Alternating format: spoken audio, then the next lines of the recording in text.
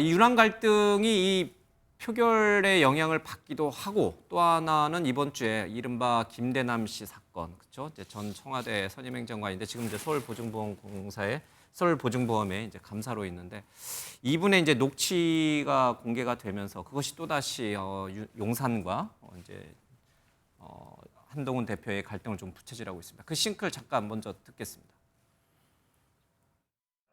하고 우리가 한동훈 때문에 지금 예. 진짜로 예. 야 죽으려고 하더라고. 야 니네가 이번에 그거 잘 기획해서 치면 예. 너희 여사가 들었다 놨다 했다고 좋아하겠는데 한 70억을 여론조사를 하는데 썼대요. 근데 그 70억 여론조사를 하는데 총선용 여론조사는 해야 되는 거거든. 근데 그 중에 두 건은 자기 본인이 대권 주자로서 무슨 이런 세명조사를 했나 봐. 그게 이제 사실은 기업으로 따지면 자기를 해서 횡령이죠, 횡령. 아주 극단에 서 있는 상대편에다가 허위 공격을 사주하는 것은 선을 많이 넘은 해당 행위죠. 이런 부분을 당이 알고서도 묵인한다면 공당이라고 할 수 없을 겁니다. 그러니까 필요한 조치를 취하는 것이다. 이렇게 이해해 주시면 될 것 같습니다. 자, 송영우 변호사님, 대변인이죠.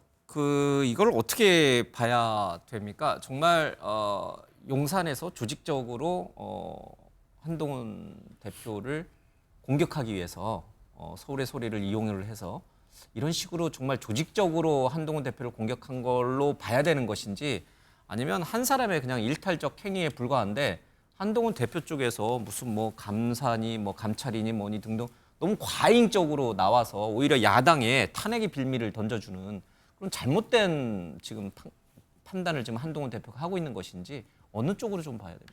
일단 배우나 공범에 대해서 저희가 예단하진 않습니다. 다만 배우나 공범이 없다고 단정하고 미리 선을 그어놓고 진상조사를 하는 것도 대단히 이상하죠. 개인적 일탈로만 단정할 수는 없다 이런 뜻인가요? 진상조사라고 하는 것은 어떤 것도 미리 예단하지 않고 있는 그대로의 진실을 확인해야 되는 겁니다. 그러니까 미리 선입견을 갖고 할 것은 아니고 다만 한동훈 대표는 이 사건이 윤 대통령 부부와 관련이 없을 거라고 본인도 그렇게 공개적으로 언급을 했죠. 그러니까 그런 부분에서 어디 특정한 배우를 겨눈다 이렇게 보기는 어려울 것 같고 그다음에 이 진상조사를 하는 것을 갖고 탄핵과 결부시키는 분들은 저는 좀 납득하기가 어렵습니다. 왜냐하면 이것은 명백한 해당 행위고 보수 정당에서 두 번 다시 있어서는 안 될 음습한 정치 공작 아닙니까? 이런 것을 그냥 내버려 두면 앞으로 김대엽, 생태탕, 청담동 술자리 이런 가짜 뉴스에 의한 정치 공작들을 어떻게 우리가 비판할 수 있겠습니까? 단호하게 이런 것은 끊어내야죠. 두 번 다시 이런 정치 공작에 발을 붙이지 못하도록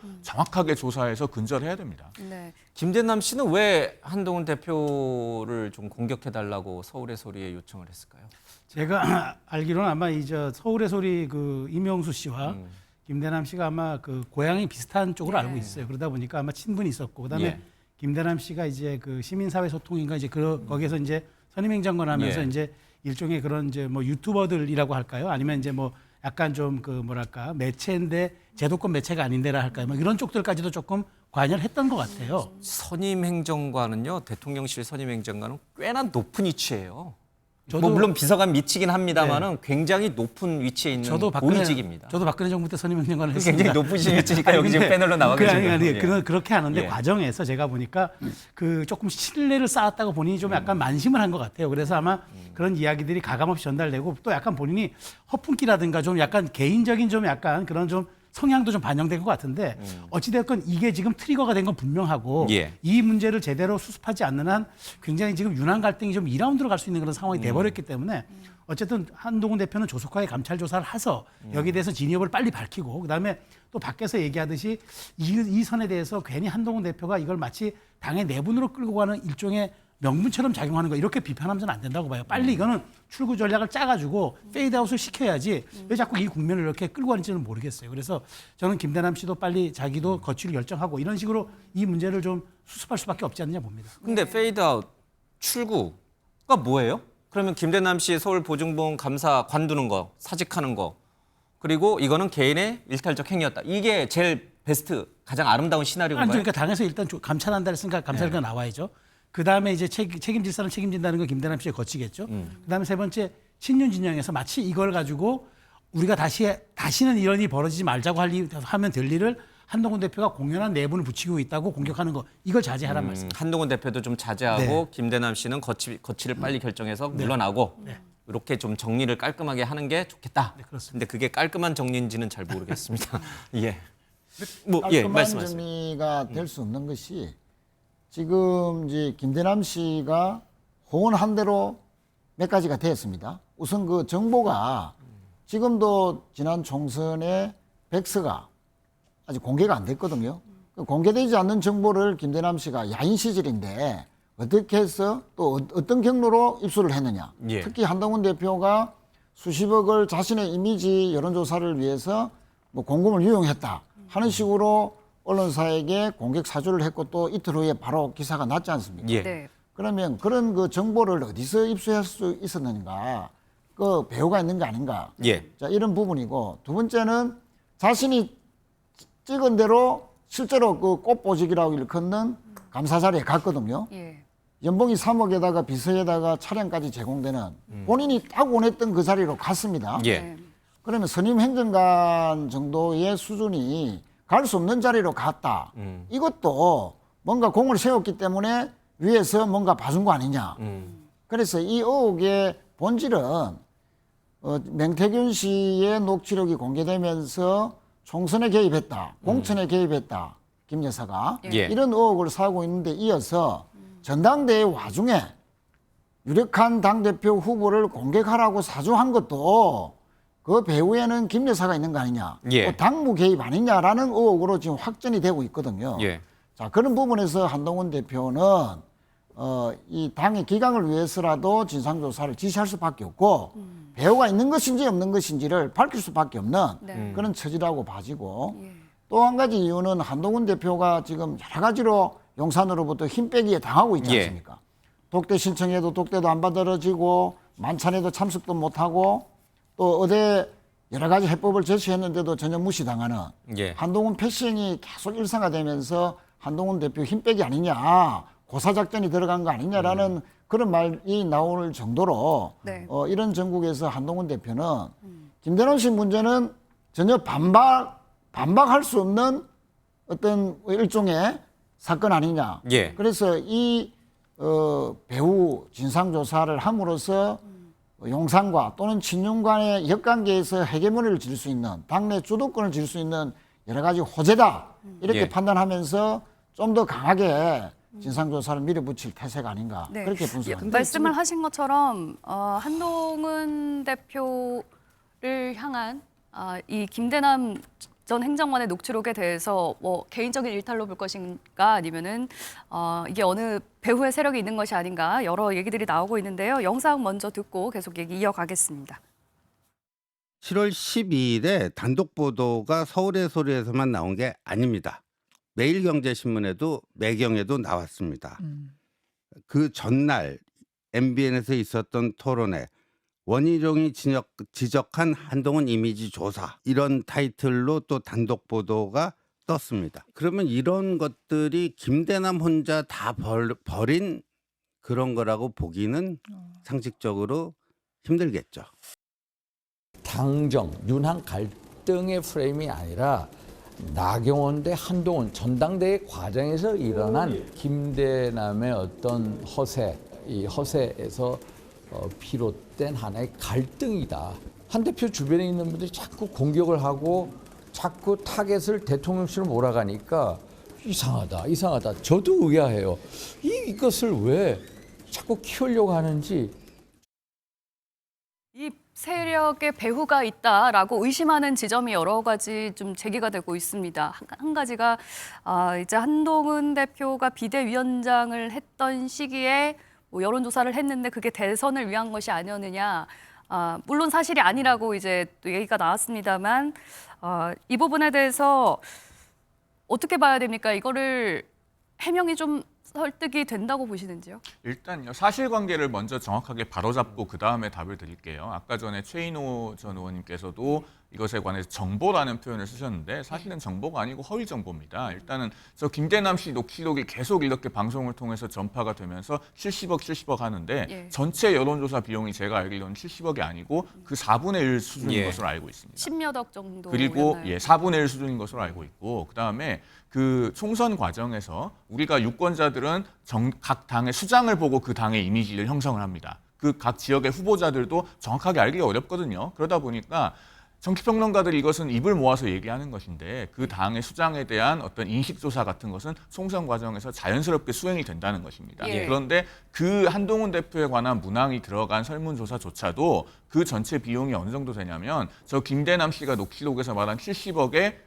0.2% 정도 되는 것으로 알고 있습니다. 예. 실제로 그런 문항이 있는 여론조사의 비용이. 네. 그래서 저것은 완전히 허위 사실인데 네. 다만 그렇게 일부 문항이 있었던 여론조사가 있었다는 것을 총선 백서 작성 과정에서 누군가가 알게 된 것을 기화로 예. 그것을 아주 크게 침소봉대에서 부풀려서 저런 허위 사실을 이용한 정치 공작을 시도했던 것이 아니냐라는 것이죠. 그러니까 네. 진상규명이 필요한 것이고 그러면은 총선 백서 작성 과정에서 지득한 정보가 혹시 이 김대남 씨에게 누설이 되었는가 예. 이런 부분까지 포함해서 조사가 필요하다고 보는 당내 의견도 있습니다.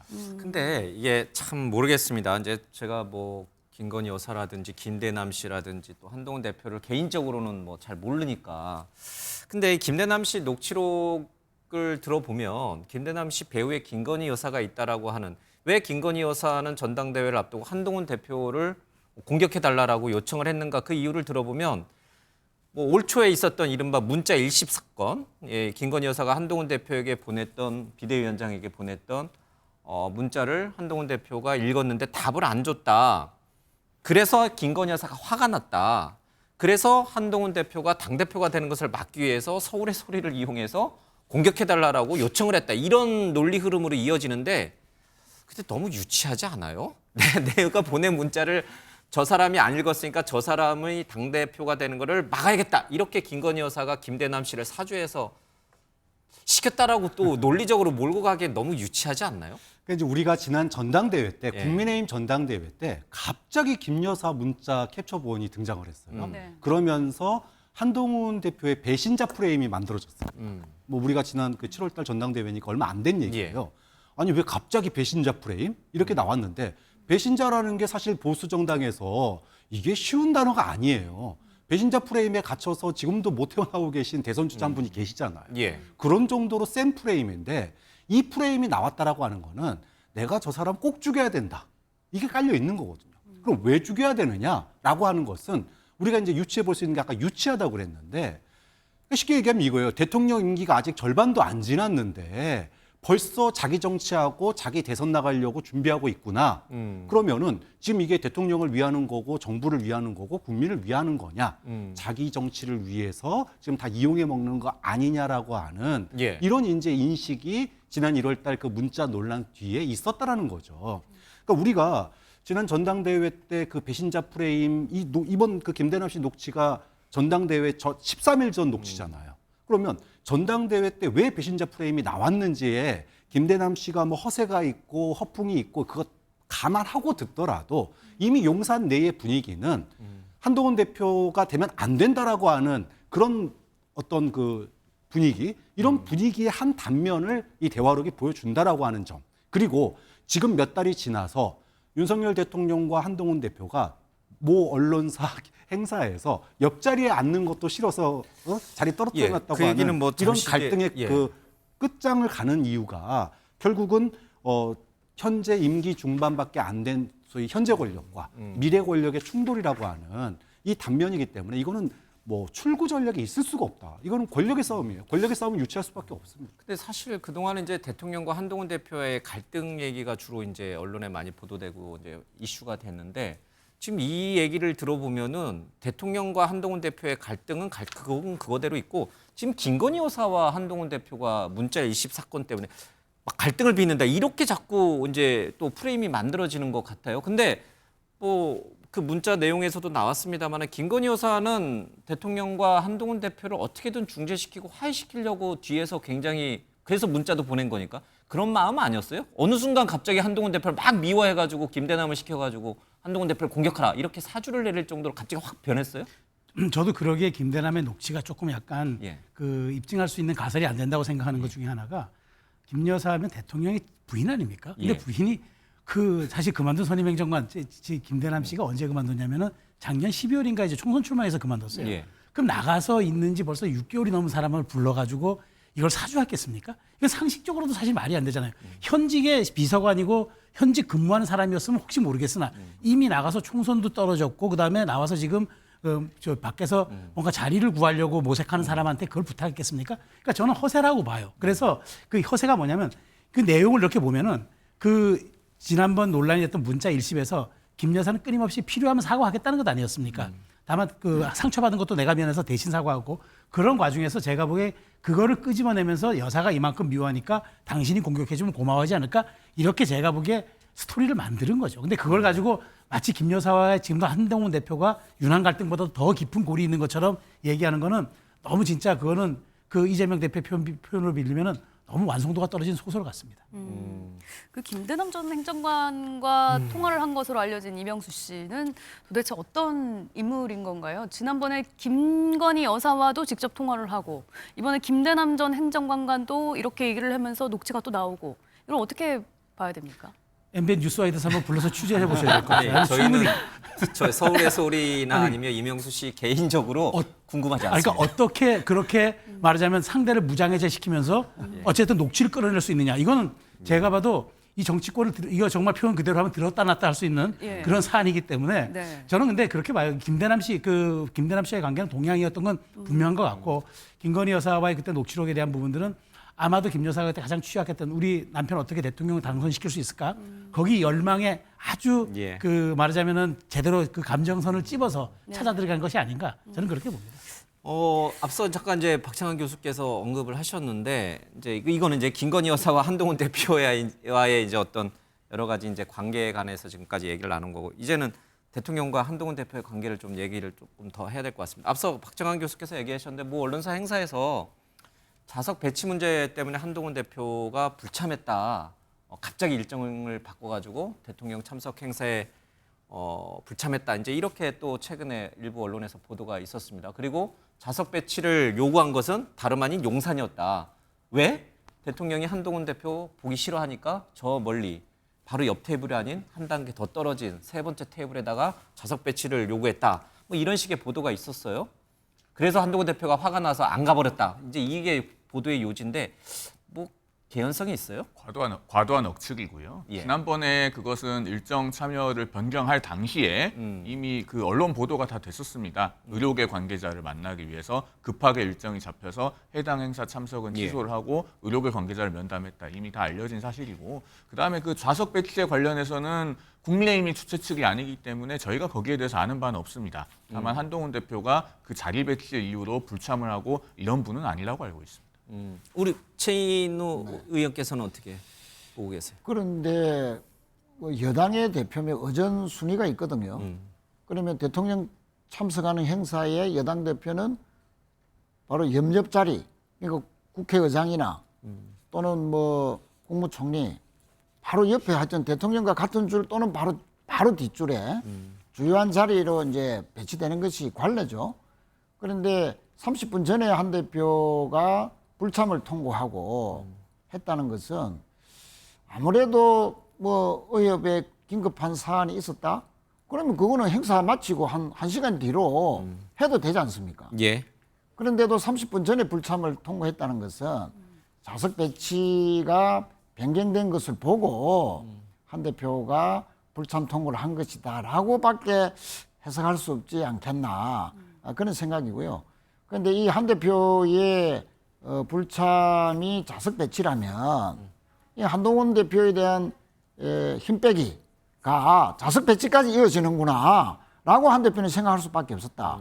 그 독대 해도 한 번도 안 받아주고 아니 당 지도부 원내 지도부 하는데도 패싱하고 만찬에 또 의대 정원과 관련해서 여러 가지 건설적인 제안을 했는데도 하나도 받아주지 않는 그런 일련의 흐름 속에서 이제는 좌석 배치까지 그러니까 용산에서는 대통령께서 한 대표를 전혀 보기 싫어한다. 그러니까 안 보이는 장소 좀 저 멀리 좀 떨어지라라고 한 것의 반영으로서의 좌석 배치 아니냐. 이래서 아마 반발심에 따른 뭐 불참 아닌가 이런 생각이 드는데, 그러나 만약에 그랬다 하더라도 한 대표의 불참은 만약에 그 좌석 배치 때문에 불참했다면 저는 좀 여당 대표다운 모습은 아니다. 그래도 참석해서 자리를 지켜주는 것이 맞지 않았을까 하는 그런 생각입니다. 그 해당 언론사에 대해서는 제가 이 자리를 빌어서 좀 미안하다는 말씀을 드리고 싶긴 한데요. 다만 저는 최인 의원님과 좀 생각이 다른 것이, 지금 여야 의정 협의체 출범은 정말 한시가 급한 문제 아닙니까? 언제라도 의료계 관계자가 만나주겠다라고 하면 다른 모든 일정 만사 제쳐놓고 뛰어가서 만나야 됩니다. 한동훈 대표가 그동안에 지금 계속 그렇게 동분서주 해오고 있고, 제가 이 자리를 빌어서 한 말씀 더 드리자면 이재명 대표도 좀 그렇게 해봤으면 좋겠습니다. 제가 혹시라도 재판에 빠지고 뭐 의협회장이나 뭐 의료계 관계자를 만나러 가신다고 하면 제가 그 비판 안 할 테니까, 여야 의정의 한 축은 야당도 있지 않습니까? 이재명 대표도 한번 좀 그런 노력을 공개적으로 보여줬으면 좋겠다라는 말씀 드립니다. 아니, 알겠습니다. 공교롭게도 내일인가요? 이제 친한계 성향으로 분류되는 국민의힘 의원들끼리 또 만난다고 하는데, 윤석열 대통령은 또 원내 지도부들만 불러가지고 한번 식사를 하지 않았습니까? 이제 한동훈 대표의 세력들이 뭉치는 건가요? 어떻게 봐야 됩니까? 당 대표가 당의 의원들하고 밥 먹는 게 그게 이상한 일입니까? 뉴스가 뭐 됩니까? 오래전부터 잡힌 약속이었다고 합니다. 뉴스가 됩니다. 뉴스가 예. 됩니까? 윤한 갈등에 대한 여파겠죠. 근데 저는 이렇게 봅니다. 뭐 한동훈 대표 입장에서 당연히 당의 이제 착근 노력을 위해서 그 원외 사람들도 만나고 원내 예. 사람들도 만나는 건 당연한 건데, 네. 지금 말씀하신 것처럼 이게 이제 갈등의 골이 좀 깊다 보니까 이제 이런 사소한 일정도 뉴스가 되는 것 같은데, 저는 이렇게 봅니다. 한동훈 대표 입장에서는 지금 사실 정기국회가 됐기 때문에 네. 어찌됐건 이걸 원내의 시간이 될 수밖에 없잖아요. 예. 자신의 어떤 여러 가지 당의 목소리라든가 자신의 정치적 입지 하기 위해서는 의원들과 계속 스킨십 늘려갈 예. 수밖에 없고, 이런 문제를 가지고 제가 보기에 뭐 한동훈 대표가 따로 왜 홀로서기를 도모한다라고 보는 건 좀 억지에 가까울 네. 수 있다, 이렇게 말씀드리겠습니다. 알겠습니다.